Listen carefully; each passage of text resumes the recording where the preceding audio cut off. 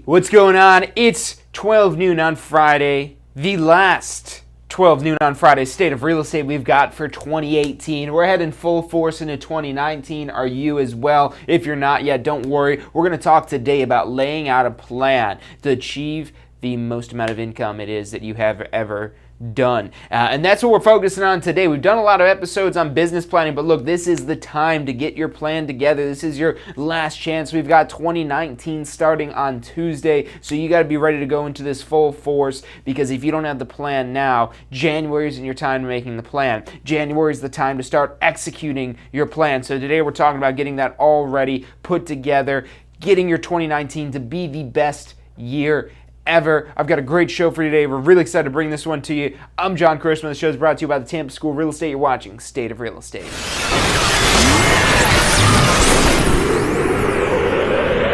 You are watching State of Real Estate. Every Friday at 12 noon Eastern Time. Grow your real estate business. You're watching State of Real Estate.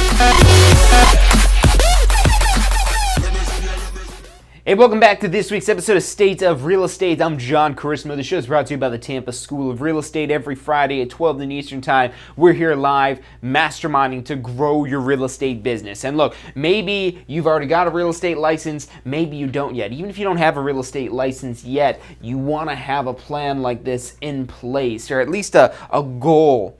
And you could start formulating. And what happens when you already have a goal in mind, a plan laid out, as you learn additional things, as you take your pre-licensing course and you maybe learn about some of the legalities, or as you learn about some of the tips and tricks that you're going to learn in post-licensing, you'll be able to refine this plan. And now what we're going to do today is I'm going to walk you through this, basically breaking this down to how it is that you want to lay this out, how it is that you want to determine what action it is that you need to take in order to get the income goal it is that you're looking to achieve. So we're just going to pick a number that seems to be a popular one. Everyone wants to make 6 figures. Maybe you want to make 7 figures. Just add another 0 to all these calculations here. Maybe you're shooting for $250,000. Maybe you're shooting for $500,000. Maybe, look, you're just doing this part-time and you're just trying to make a few extra $1,000. Whatever it is that you're trying to achieve, whatever that income goal is, you could work this math right along here with me. You just want to start out with that dollar amount. So we're going to start out with we're just going to pick $100,000. So if we're looking for income of $100,000,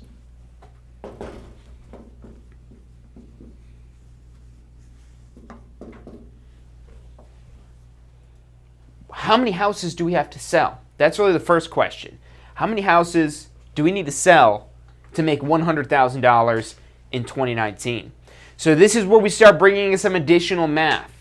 And if you haven't taken post-licensing already, get enrolled in post-licensing, because this will give you a detailed breakdown of getting even more granular than we are today. But today we're really, like I said, we're going to be able to go through this start to finish and really have a nice sketched out plan where you can start refining this and get ready to execute this come January 1st.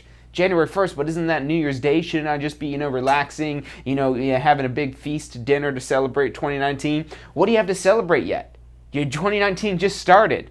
You can still have your feast with your family and friends and whatnot, but use that as an opportunity to reach out to people. Wish them a happy new year. Hey, is this the year that you're going to buy the house? Is this the year that you're going to sell the house? You could even get directly right to it like that. But look, that's like I said, you can get down to refining this to your style, to your plan, to your specifics, to the relationship it is that you have with these people, because that might be a little off-putting if this is somebody brand new that you really haven't talked to too much. But either way, we start out with the income goal it is that we're looking for. But now we're going to have to find out first how many houses it is that we need to sell to achieve that income. So we set our goal at $100,000 or whatever goal it is that you want. Now we have to ask that question of how many houses I need to sell. So we're going to need a few pieces of information. The sale price. The average sale price. Now, these numbers ultimately are going to be best if you already have numbers. If you're brand new to the real estate industry, understand that you're going to have to make some refinements to this as you start to sell houses. Maybe you peg your initial sale price as $300,000. Now, that's about an average price home here in Hillsborough County, so that's a good number to pick if you don't know what that average sale price is yet. But if you do have some home sales, you want to look at overall what all those prices added up to. So let's say you got one for $200,000, you sold one, you sold another for $400,000, and you sold another for $300,000. What you're going to do essentially is add all these up, which really that's going to add up to $300,000, or $900,000. So if you sold $900,000 worth of homes in 2018, you divide that out by 3, and you get your average sale price of $300,000. So you take your total, divided by your total dollar amount, divided by the total sales, and that's going to give you your average sale price. So ideally, you want to have real numbers to work off of, because if your average sale price is really $200,000, you figuring this off of $300,000, you're going to be setting yourself up for failure because you're not going off of accurate information. Now, if you're looking to transition into higher price homes, it's okay to run the numbers based on $300,000, but also run the numbers off of your actual numbers. Really, you have a projected number, a projected sale price, and an actual sale price. So you're able to kind of really see a range of all of this data. This plan, this business plan, isn't just something that you want to do today. It's something that you're going to rework constantly. As you sell homes, you're going to recalculate this, rerun the numbers to see how much left it is that you still need to chip away at to get to that $100,000 worth of income. So you're constantly rerunning these numbers. But it starts off with finding that average sale price. And then you need to also know what your average commission rate is. The same way we calculate this out before. If you typically charge a 3% commission, and you always charge a 3% commission, then your average commission rate is 3%. But if sometimes you'll charge 3% and sometimes 2%, and sometimes you get lucky and maybe charge 4% or 3.5% or whatever it may be, run that same math, add all those percentages together, divide it by the total number of sales, and that will give you your average commission rate. It's very important, like I said, to recalculate this constantly off of your current numbers. It's good to project numbers. Maybe you're trying to get into higher priced homes. Maybe you're trying to charge a higher commission rate. So run the numbers off of what it is that you'd want to sell and how much you'd want, what rate it is that you'd want to charge. But then also go off your actual numbers as well, so you know where you want to be and where it is that you're at currently, so you know how much it is you have to move that needle to get into that territory of where it is that you want to be. And hey, worst case scenario, you're going to just make more money. Worst case scenario, you overestimate how much effort it's going to take and what it is you have to do, and you end up making more money. But that's why, you want to go off of these actual numbers of your actual business. And again, if you're brand new to real estate, take these numbers here it is that we're going off of, but then as you start to sell things, as time starts to go by, you're recalculating this so you keep your eye on that ultimate prize. So let's say our average commission rate, we'll just call it 3%. Again, it might be higher or lower than that. Again, you want to work this based on your numbers, but let's just say now the average commission rate is 3%. So 3% off of $300,000, our average commission dollar amount is going to be $9,000 here. So $9,000 is your average commission dollar amount if you're charging 3% on $300,000. Now, if we're just trying to connect this together off of that $100,000, you have to also factor in any brokerage split it is that you have. So let's say, and we'll just keep the number simple with this here, let's say you've got a 10% brokerage split where your broker gets 10%, you get 90%. So if your broker takes 10% of this, 10% of that $9,000 is $900. It's going to leave you with $8,100. $8,100 for every home it is that you sell. That's $300,000 at a 3% commission rate where you've got 10% to the broker. Maybe you've got 20% to the broker, maybe 30%, maybe 50%. Again, run the numbers based off of this so you could really kind of get an idea of the actual number of homes it is that you need to sell. So now let's say that we're, again, shooting for that $100,000 income. Our average commission rate, our average split in dollar amounts that we walk away with is $8,100. Now, if that is the actual number there, then we're just going to take that $100,000 and divide it by 8,100. So we take our income, and again, let's say that we're striving for $100,000. Look, if you're trying to get $1 million, if you already hit 100,000, you say, no, that's not my best year ever. I need to hit $1 million, or maybe 500,000 or 250,000.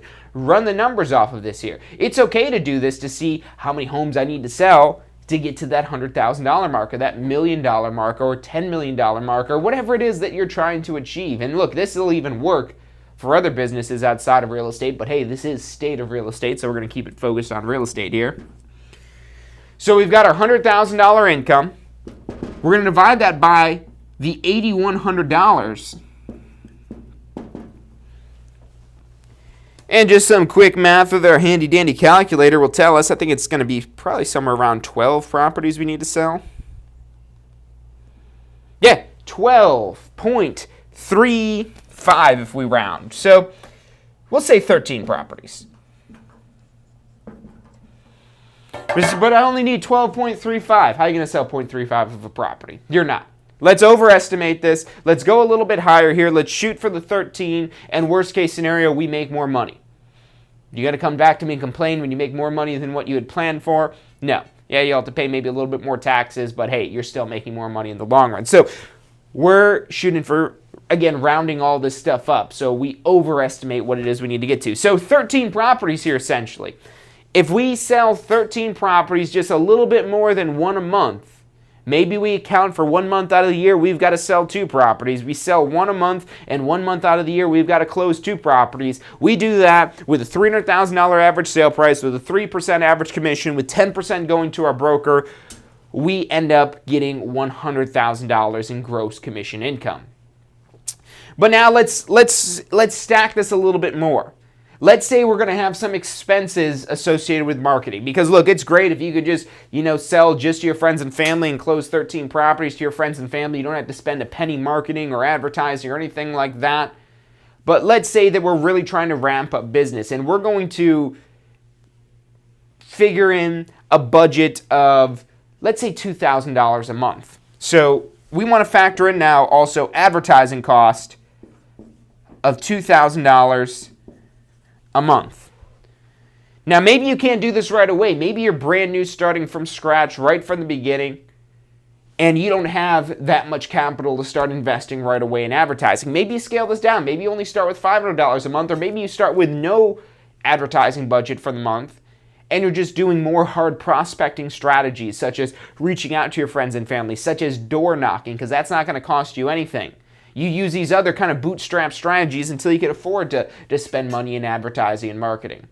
But eventually, if you do want to get to these larger and larger numbers, look, even if you're the best door knocker or the best cold caller in the world, it's advertising that'll really allow you to scale out your business further and get people calling you rather than you having to call them and knock on their doors. So let's figure that we want to spend $2,000 a month. Then we're going to have some sort of expenses. There'll be expenses if we're trying to advertise the property to maybe get 2 sales to not only help somebody buy a home, but sell their same home as well. So we get 2 sales in one. So we'll figure $2,000 a month. And look, the more granular it is, the more real it is you can make this for your business. Again, if you're already established, you're looking at last year, what your expenses are. You're bringing that all together. This is the time to reflect on all that information, to bring that all together here and find out, okay, I need to account for $2,000 a month. So we'll figure it off of that. Across 12 months, that's $24,000.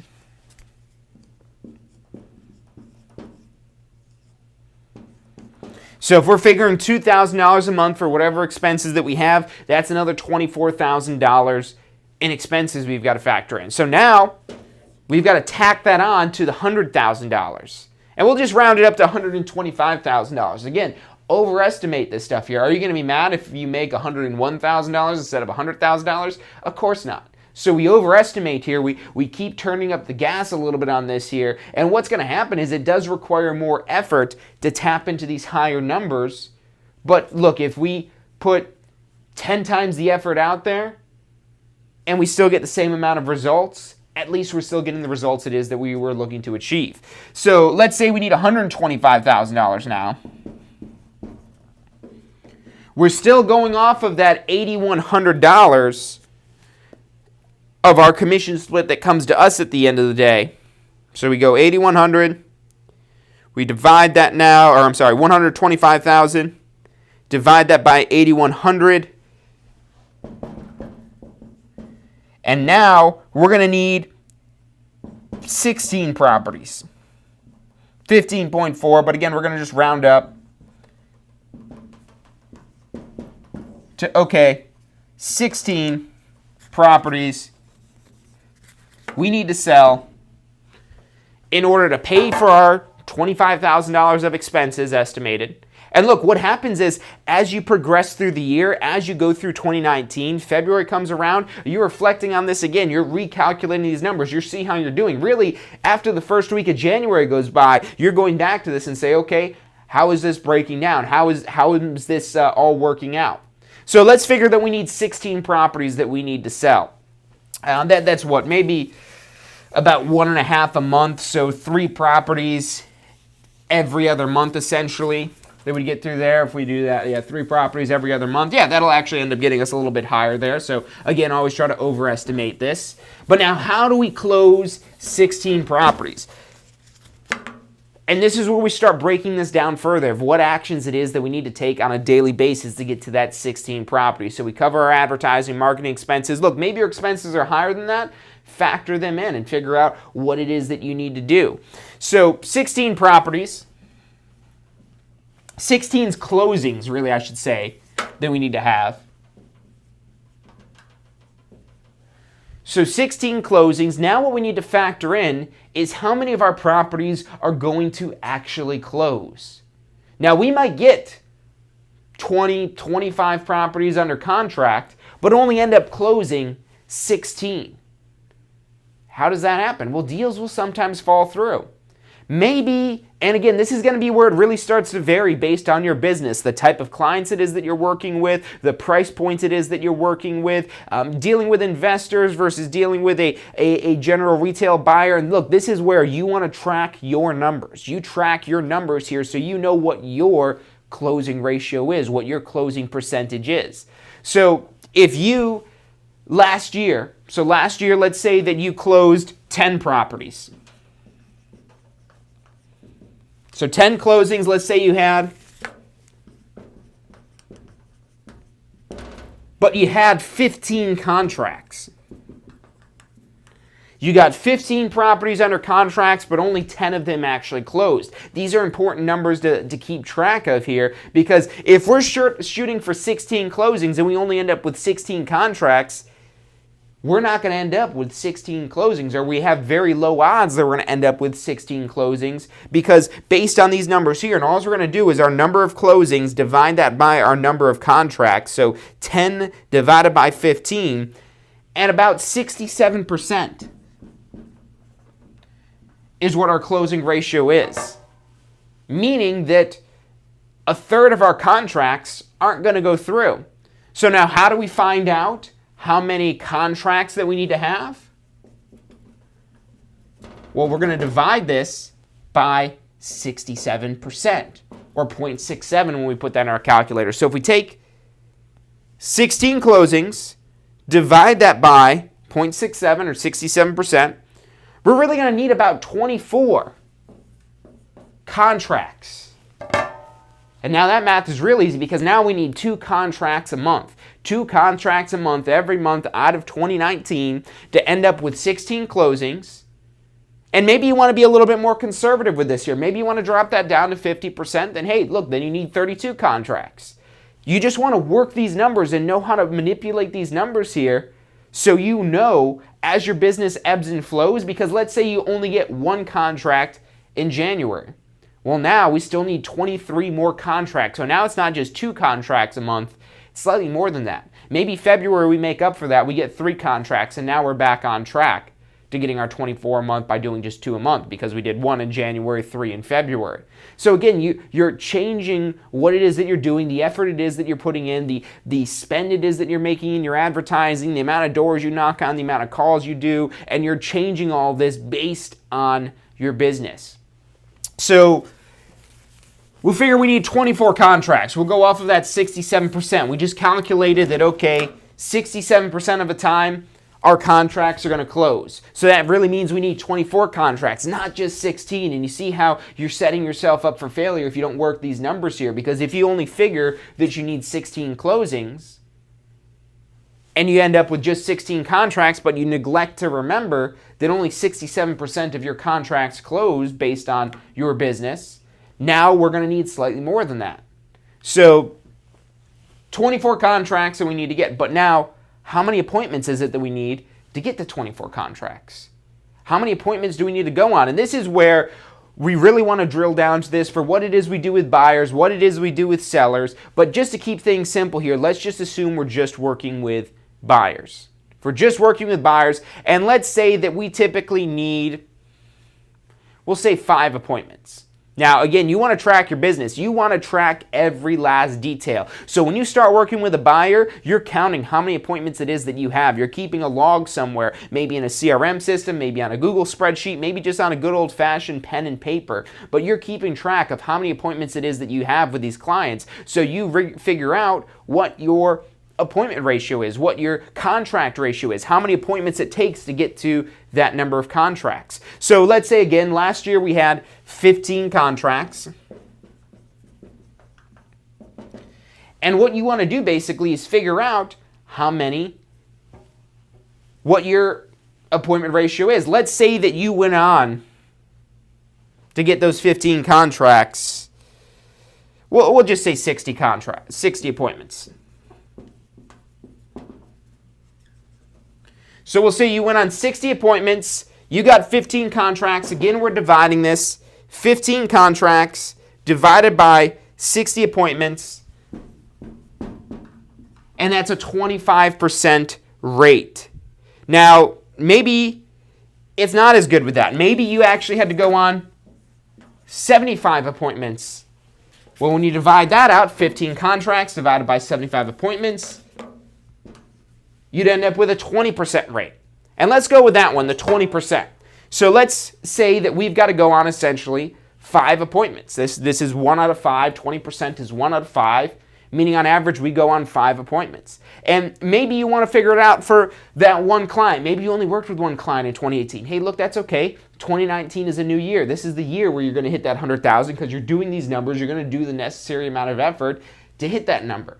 So let's say you're one client that you had, your one contract, and you got lucky and got that one contract to close, but your one contract, you had 5 appointments. It's just like we did up here.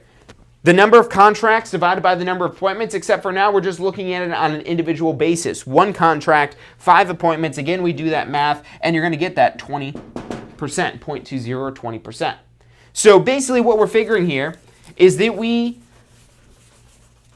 on average, have a 20% rate of appointments going to contracts. Now this year, again, we're trying to get to those 24 contracts for 2019. So we're going to take the 24 contracts, divide that now by 20%, and now this year we need to hit 120 appointments.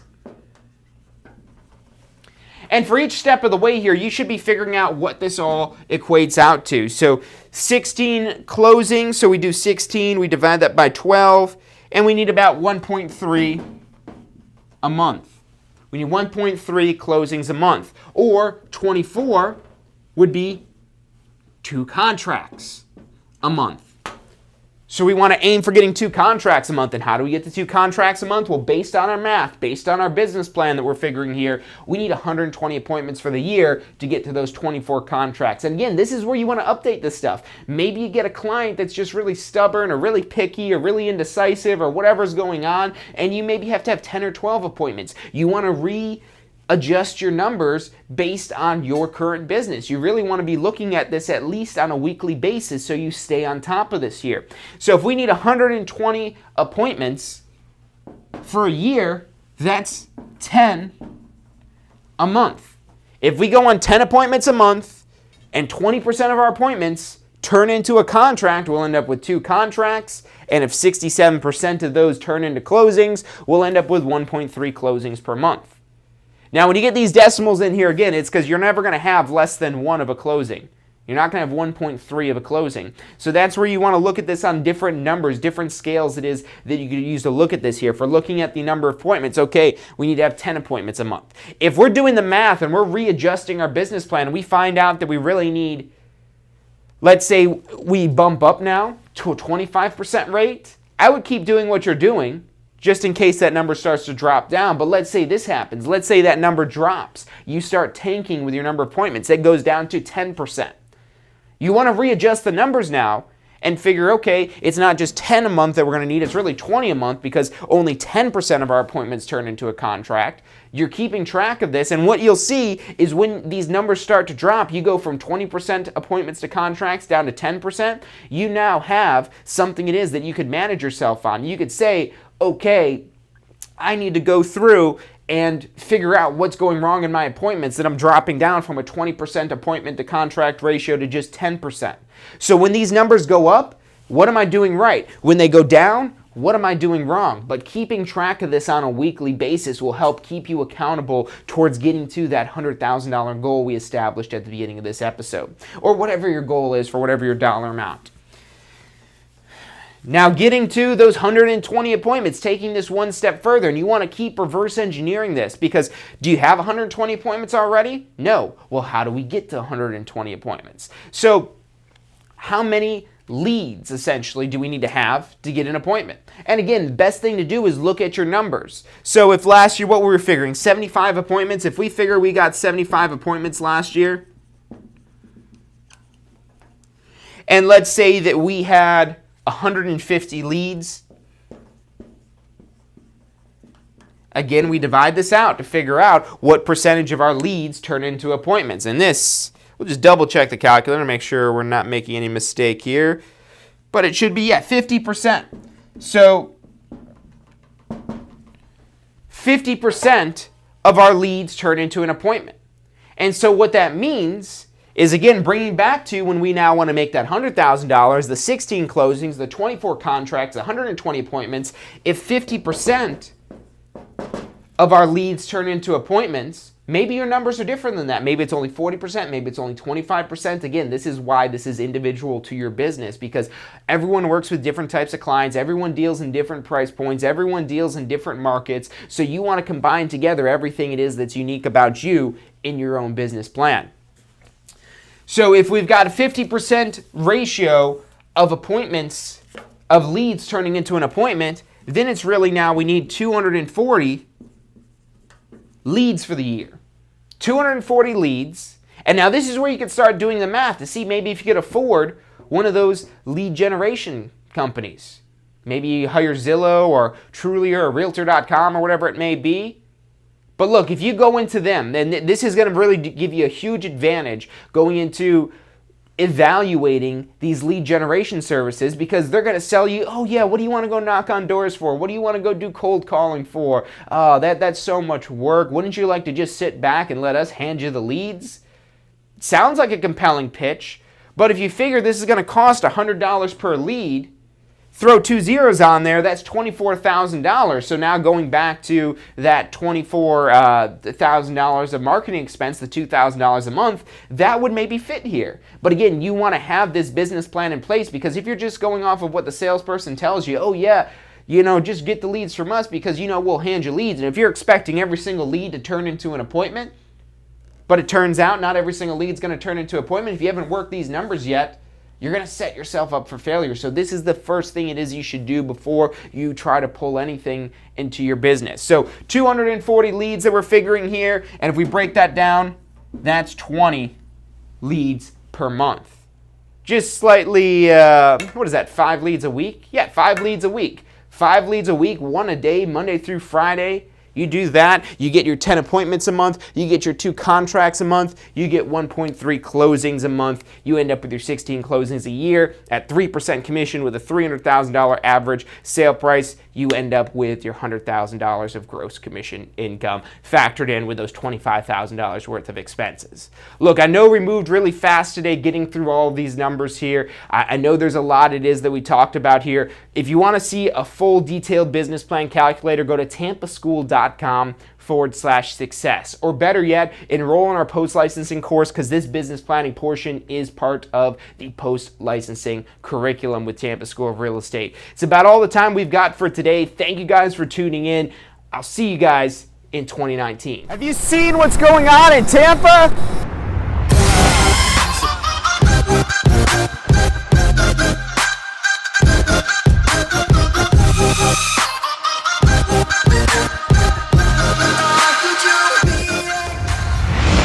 If you're looking to get in on the real estate action that's going on in Tampa right now, we're who you need to talk to. We can help you get your real estate license, start your real estate career. We're here to assist you for the life of your real estate career.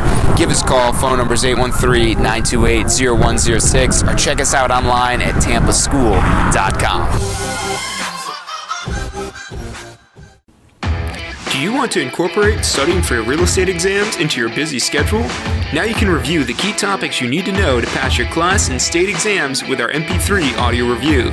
Simply pop in your headphones or connect to your car to reinforce crucial information while you exercise or drive. Listen to the first unit for free at mp3audioreview.com. That's mp3audioreview.com.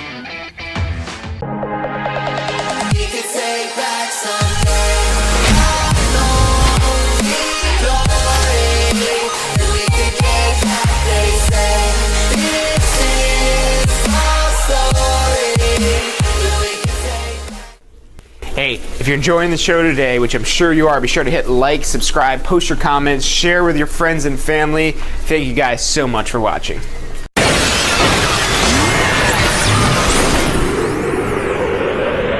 You are watching State of Real Estate.